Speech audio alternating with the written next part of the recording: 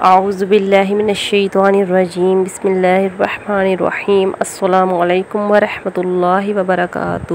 آج میں آپ کو بلیچ کرنے کا صحیح طریقہ بتاؤں گی کہ کس طرح سے بلیچ کی جائے جس سے آپ کی سکن زیادہ گلوئنگ کرے گی۔ آپ لوگ بلیچ تو لازمی کرتے ہوں گے، اس لیے بلیچ کرنے سے پہلے میری یہ ویڈیو لازمی دیکھیں۔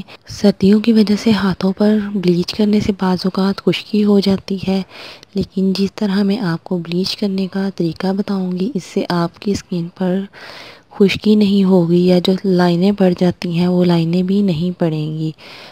آپ نے بلیچ کرنے کے لیے سب سے پہلے کیا کرنا ہے کہ ایک باؤل میں آپ نے بلیچ پاؤڈر ڈالنا ہے تھوڑا سا۔ جتنا بلیچ پاؤڈر آپ کو ضرورت کے مطابق صحیح لگے آپ اتنا بلیچ پاؤڈر ڈالیں، اور بلیچ پاؤڈر میں آپ نے ہلکی سی ویزلین ڈالنی ہے۔ ویزلین ڈالنے کے بعد آپ نے اس میں تقریباً 2 چائے کے چمچ کچا دودھ ڈالنا ہے۔ ان تینوں چیزوں کو آپ نے اچھی طرح سے مکس کرنا ہے، تب تک مکس کریں کہ گاڑھا لیپ بن جائے۔ گاڑھا لیپ بنانے کے بعد آپ اس میں کریم شامل کریں، بلیچ کریم جو آپ کو ساتھ بلیچ پاؤڈر کے ملی ہے، وہ آپ اس میں بلیچ کریم ایڈ کریں، اور اس کے بعد آپ اسے اچھی طرح سے مکس کریں۔ جب اچھی طرح سے مکس ہو جائے تو آپ اسے برش کے ساتھ اپنے ہاتھوں، پاؤں اور منہ پر اپلائی کریں۔